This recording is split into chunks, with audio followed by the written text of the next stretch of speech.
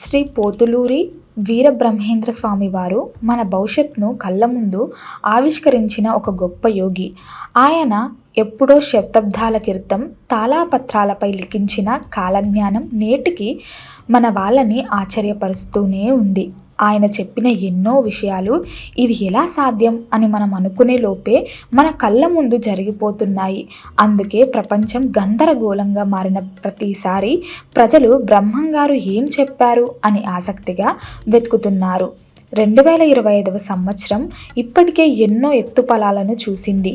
కానీ ఈ సంవత్సరానికి చివరి అంకెమైన డిసెంబర్ నెల మానవ చరిత్రలోనే ఒక కీలకమైన అత్యంత గందరగోళ సమయంగా నిలిచిపోతుందని బ్రహ్మంగారు తన కాలజ్ఞానంలో హెచ్చరించారు.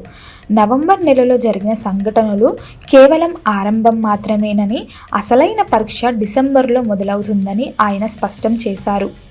ఈ చలికాలం మనుషులకు చలితో పాటు వణుకు కూడా పుట్టిస్తుందని, ప్రకృతి, సమాజం మరియు ఆర్థిక వ్యవస్థలు ఒకేసారి కుప్పకూలే ప్రమాదం ఉందని ఆయన హెచ్చరించారు.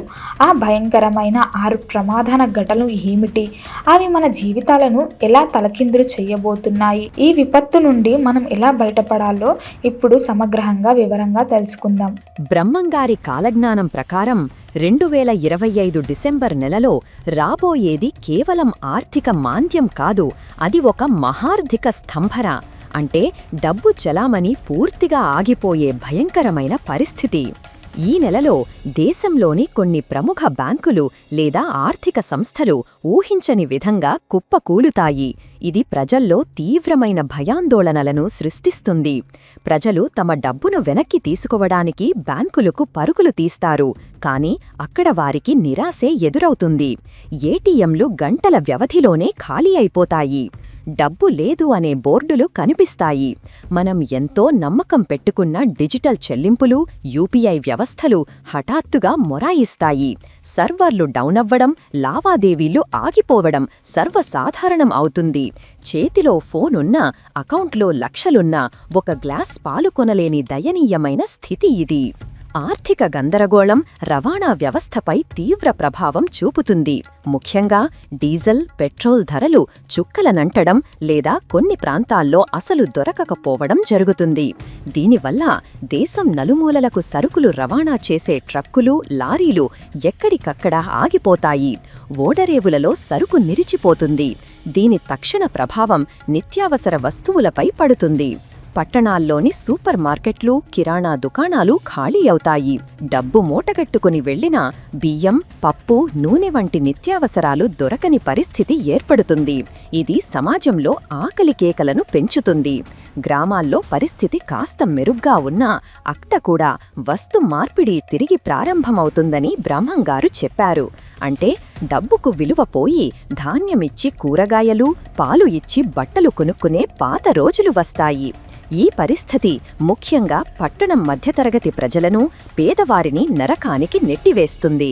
నవంబర్ నెలలో తుఫానులు, వరదలు వస్తే డిసెంబర్ నెలలో ప్రకృతి తన రూపాన్ని పూర్తిగా మార్చుకుంటుందని కాలజ్ఞానం చెబుతోంది. ఇది మునుపన్నడూ చూడని వింత వాతావరణానికి దారితీస్తుంది. బ్రహ్మంగారు చెప్పిన వింతలలో ఒకటి కాలం కాని కాలంలో విపరీతాలు. డిసెంబర్ నెలలో సాధారణంగా మంచు కొరవని దక్షిణ భారతదేశంలోని కొన్ని ఎత్తైన ప్రాంతాలలో కొండలపైన వింతగా మంచు పొరలు కనపడటం లేదా వడగళ్ల వానలు బీభత్సం సృష్టిస్తుంది. అదే సమయంలో తీవ్రమైన చలికి ప్రసిద్ధి చెందిన ఉత్తర భారతదేశంలో ఊహించని విధంగా పొడి వాతావరణం, కరువు ఛాయలు కనపడతాయి. ఈ వాతావరణం మార్పు రైతులను పూర్తిగా దెబ్బతీస్తుంది. పంటలు చేతికి అందే సమయంలో ఈ విపరీతం వారిని కోలుకోలేని దెబ్బతీస్తుంది. బంగాళాఖాతం లేదా అరేబియా సముద్రంలో సముద్రపు నీరు వింతగా రంగుమారుతుందని బ్రహ్మంగారు స్పష్టంగా చెప్పారు. కొన్ని ప్రాంతాల్లో ఎర్రటి రంగులో లేదా చిక్కటి నలుపు రంగులో నీరు కనిపిస్తుంది. ఇది సముద్ర గర్భంలో ఏదో రసాయన మార్పు లేదా విషవాయువుల విడుదలకు సంకేతం. దీని ఫలితంగా లక్షలాది చేపలు, తాబేళ్లు, ఇతర సముద్ర జీవులు చనిపోయి ఒడ్డుకు కొట్టుకొస్తాయి. ఇది చూసిన జాలర్లు భయంతో సముద్రంలోకి వెళ్లడం మానేస్తారు. దీనివల్ల చేపల ధరలు ఆకాశాన్నంటడమే కాకుండా సముద్ర తీర ప్రాంతాల్లో కొత్త రకమైన చర్మవ్యాధులు, శ్వాసకోశ సమస్యలు ప్రబలుతాయి. శాస్త్రవేత్తలకు కూడా ఇది ఎందుకు జరుగుతోందో అంతుపట్టని వింతగా మిగిలిపోతుంది. ప్రపంచం ఒక మహమ్మారి నుండి కోలుకునే లోపే డిసెంబర్ చలికాలంలో మరో భయంకరమైన వ్యాధి పుట్టుకొస్తుందని బ్రహ్మంగారు హెచ్చరించారు. ఇది మునుపటి వ్యాధుల కంటే భిన్నంగా వేగంగా వ్యాపిస్తుంది. దీనిని ఆయన నల్ల దగ్గు లేదా చీకటి రోగంగా అభివర్ణించారు. ఈ వ్యాధి సోకిన వారికి మొదట సాధారణ జలుబు, దగ్గు వస్తుంది. కానీ 2 రోజుల్లోనే దగ్గు తీవ్రమై ఊపిరితిత్తులు దెబ్బతిని దగ్గినప్పుడు నోటి నుండి నల్లటి లేదా ముదురు రంగు కఫం వస్తుంది. ఇది గాలి ద్వారా ఒకరి నుండి మరొకరికి అత్యంత వేగంగా వ్యాపిస్తుంది. ముఖ్యంగా జనసమ్మర్దం ఎక్కువగా ఉన్న నగరాల్లో, మురికివాడల్లో ఇది విలయ తాండవం చేస్తుంది. ప్రస్తుతం ఉన్న మందులు, టీకాలు ఈ కొత్త వ్యాధిపై పనిచెయ్యవు. ఆస్పత్రులు కేవలం కొద్ది రోజుల్లోనే రోగులతో నిండిపోతాయి. వైద్యులకు కూడా ఏమి చెయ్యాలో పాలుపోని పరిస్థితి. మరణాల సంఖ్య వేగంగా పెరగడం ప్రజలను మరింత భయాందోళనలకు గురిచేస్తుంది. ఈ సమయంలో సంప్రదాయ ఆయుర్వేదం మరియు గృహ వైద్యానికి ఆదరణ పెరుగుతుంది. ఈ వ్యాధి మనుషుల్లో రోగనిరోధక శక్తి ఎంత తగ్గిపోయిందో ప్రపంచానికి చాటి చెబుతుంది. ఇది కేవలం అనారోగ్యం మాత్రమే కాదు, ప్రజల మధ్య దూరాన్ని, అపనమ్మకాన్ని పెంచేస్తుంది. సమాజం ఇన్ని కష్టాల్లో ఉన్నప్పుడు ప్రజలను ఆదుకోవాల్సిన పాలకులు, రాజులు అంటే రాజకీయ నాయకులు దారి తప్పుతారని బ్రహ్మంగారు ఆవేదన వ్యక్తం చేశారు. పెద్ద దేశాలుగా చెలామణి అవుతున్న దేశాల నాయకులు ప్రజల కష్టాలను పట్టించుకోకుండా స్వార్థపూరితమైన పిచ్చి తుగ్లక్ నిర్ణయాలను తీసుకుంటారు. ఉదాహరణకు, ఆర్థిక వ్యవస్థ కుప్పకూలుతున్న సమయంలో ప్రజలపై కొత్త పన్నులు వెయ్యడం లేదా ఉన్న పథకాలను హఠాత్తుగా ఆపేవడం వంటివి చేస్తారు. ఈ నిర్ణయాలు ఇంకమైన కష్టాల్లో ఉన్న ప్రజల ఆగ్రహానికి కారణమవుతాయి. ప్రజలలో సహనం నశిస్తుంది. ప్రభుత్వంపై, న్యాయ వ్యవస్థపై నమ్మకం పూర్తిగా పోతుంది. చట్టం చుట్టమవుతుంది. అంటే చట్టం కేవలం పలుకుబడి ఉన్నవారికే పనిచేస్తుంది అనే భావన బలపడుతుంది. దీని ఫలితంగా భారతదేశం పొరుగున ఉన్న దేశాల్లో పెద్ద ఎత్తున నిరసనలు, ఆందోళనలు చెలరేగుతాయి. కొన్ని చోట్ల ఈ నిరసనలు హింసాత్మకంగా మారి వీధి పోరాటాలు మొదలవుతాయి. ఆకలితో ఉన్న ప్రజలు ఆహారం కోసం దుకాణాలను లూటీ చెయ్యడం, ధనవంతుల ఇళ్లపై దాడులు చెయ్యడం వంటి అరాచక సంఘటనలు జరుగుతాయి. ఆ దేశాల పోలీస్ వ్యవస్థ కూడా ఈ గందరగోళాన్ని అదుపు చెయ్యలేక చేతులెత్తేస్తుంది. ఇది దేశంలో ఒక రకమైన సివిల్ వార్ లాంటి వాతావరణాన్ని సృష్టిస్తుంది. డిసెంబర్ నెలలో మనుషుల్లో మానవత్వం పూర్తిగా నశించి అధర్మం పెచ్చుమీరుతుందని, ఆ అధర్మాన్ని చూసి గుడిలోని విగ్రహాలు సైతం కన్నీరు పెడతాయి అని బ్రహ్మంగారు చెప్పారు. ఇది కేవలం అలంకారంగా చెప్పిన మాట కాదు, ఇది రాబోయే విపత్తుకు దేవుడిచ్చే సూచన. దేశంలోని కొన్ని ప్రసిద్ధ, పురాతన ఆలయాలలో వింత సంఘటనలు జరుగుతాయి. మూలవిరాట్టు విగ్రహం కళ్ల నుండి నీరు కారడం, గర్భగుడిలో హఠాత్తుగా మంటలు చెలరేగడం లేదా గుడి గంటలు వాటంతటా అవే మోగడం వంటివి జరుగుతాయి. ఇది చూసిన ప్రజలు భయభ్రాంతులకు గురవుతారు. ఇది కలియుగం ముగింపుకు సంకేతమని భయపడతారు. ఈ కష్టకాలంలో మనుషులు ఒకరికొకరు సహాయం చేసుకోవడం మాని మరింత స్వార్థపరులుగా మారతారు. కుటుంబ బంధాలు పూర్తిగా నాశనమవుతాయి.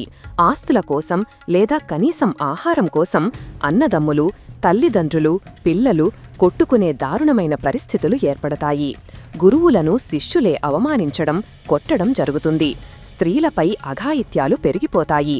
డబ్బు కోసం ఎంతటి నీచమైన పనికైనా వెనుకాడని మనస్తత్వం సమాజంలో ప్రబలుతుంది. మనిషి మృగం కంటే హీనంగా ప్రవర్తించే కాలం ఇదేనని బ్రహ్మంగారు హెచ్చరించారు.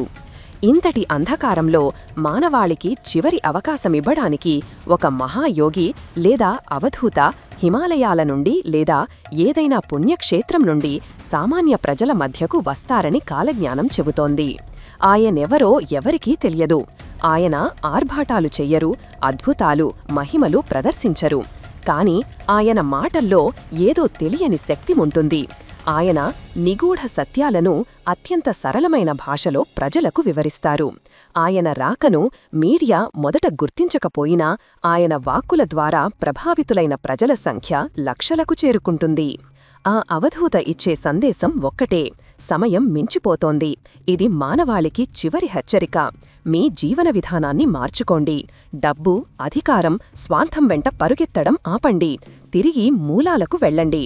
ధర్మాన్ని, న్యాయాన్ని మళ్లీ నిలబెట్టండి. కొంతమంది ఆయనను దేవుడిగా కొలుస్తే మరికొంతమంది ఆయనను విమర్శిస్తారు. రాజకీయ నాయకులు ఆయనను తమకు అనుకూలంగా మార్చుకోవడానికి ప్రయత్నించి విఫలమవుతారు. ఆ యోగి తన సందేశాన్ని వినిపించిన తరువాత వచ్చినంత హఠాత్తుగా అదృశ్యమవుతారు. కాని ఆయన మాటలు ఎవరైతే వింటారో వారిలో ఒక పెద్ద మార్పుకు కారణమవుతాయి. రాబోయే పెద్ద ప్రళయం నుండి బయటపడటానికి ఆయనే ఒక మార్గాన్ని సూచిస్తారు. బ్రహ్మంగారు ఈ భయంకరమైన విషయాలన్నీ చెప్పింది మనల్ని భయపెట్టడానికి కాదు, మనల్ని మనం సంస్కరించుకోవటానికి, జాగ్రత్త పడటానికి. 2025 డిసెంబర్ నెల ఒక అగ్నిపరీక్ష లాంటిది. ఈ పరీక్షలో నెగ్గడానికి బ్రహ్మంగారే కొన్ని పరిష్కార మార్గాలను కూడా సూచించారు. ఇలాంటి కష్టకాలంలో మనల్ని కాపాడేది మన ఆత్మస్థైర్యం మాత్రమే. అది దేవుడిపై నమ్మకంతోనే వస్తుంది. రోజూ కనీసం ఒక 10 నిమిషాలైనా మీ ఇష్టదైవాన్ని ప్రార్థించండి లేదా ధ్యానం చెయ్యండి. ఓం నమః శివాయ లేదా శ్రీరామ వంటి శక్తివంతమైన నామస్మరణ చేయడం ద్వారా మీ చుట్టూ ఒక రక్షణ కవచం ఏర్పడుతుంది. ఇది మీ మనసును భయం నుండి, గందరగోళం నుండి కాపాడుతుంది. సమాజం మొత్తం తప్పుదారిలో వెళ్తున్నా మీరు మాత్రం ధర్మాన్ని వీడకూడదు. అబద్ధాలు, మోసాలు, లంచాలు తాత్కాలికంగా సుఖాన్నివ్వచ్చు, కానీ అంతిమంగా అవే మిమ్మల్ని నాశనం చేస్తాయి. మీరు చేసే పని, వ్యాపారం, ఉద్యోగం ఏదైనా సరే నిజాయితీగా చెయ్యండి. కష్టార్జితానికి మించిన సంపద లేదు. ఇది మానవత్వానికి అసలైన పరీక్ష. నేను, నా కుటుంబం అనే స్వార్థాన్ని వీడి మనందరం అనే భావనను పెంచుకోవాలి. ఈ కష్టకాలంలో అన్నదానం కంటే గొప్ప దానం మరొకటి లేదు. మీకు ఉన్నదానిలో అది కాస్తైనా సరే ఆకలితో ఉన్నవారికి పంచండి. కులం, మతం, ప్రాంతం చూడకుండా ఒకరికొకరు అండగా నిలవాలి. ఆర్భాటాలకు, విలాసాలకు పోకండి. అనవసరమైన ఖర్చులను పూర్తిగా తగ్గించుకోండి. కొంత ఆహారాన్ని, డబ్బును భవిష్యత్ అవసరాల కోసం దాచుకోండి. ప్రకృతికి దగ్గరగా, తక్కువ అవసరాలతో జీవించడం అలవాటు చేసుకోండి. మన వినాశనానికి కారణం మనం ప్రకృతిని నాశనం చెయ్యడమే. ఇప్పటికైనా మేల్కొని చెట్లను నాటండి, నీటిని పొదుపుగా వాడండి. అలాగే కుటుంబ వ్యవస్థను గౌరవించండి, పెద్దలను ఆదరించండి, పిల్లలకు మంచి విలువలు నేర్పండి. కష్టకాలంలో మనల్ని ఆదుకునేది మన కుటుంబ సభ్యులే, డబ్బు కాదు. ఈ 2025 డిసెంబర్ నెల మనలోని చెడును దహించి కొత్త మంచి సమాజానికి పునాది వేసే సమయం. బ్రహ్మంగారి హెచ్చరికలను పాటిస్తూ ధైర్యంగా, ఐకమత్యంగా, దైవ విశ్వాసంతో ఉంటే ఎంత పెద్ద విపత్తునైనా మనం ఎదుర్కొని గెలవగలం. ఈ వీడియో మీకు నచ్చినట్లయితే లైక్ చెయ్యండి, షేర్ చెయ్యండి. ఇలాంటి మరిన్ని వీడియోల కోసం ఛానల్ను సబ్స్క్రైబ్ చేసుకోండి. అలాగే బెల్ ఐకాన్ను నొక్కండి. దీని ద్వారా మేము చేసే ప్రతి వీడియో నోటిఫికేషన్ రూపంలో మీ వద్దకు చేరుతుంది. సర్వేజన సుఖినో భవంతు.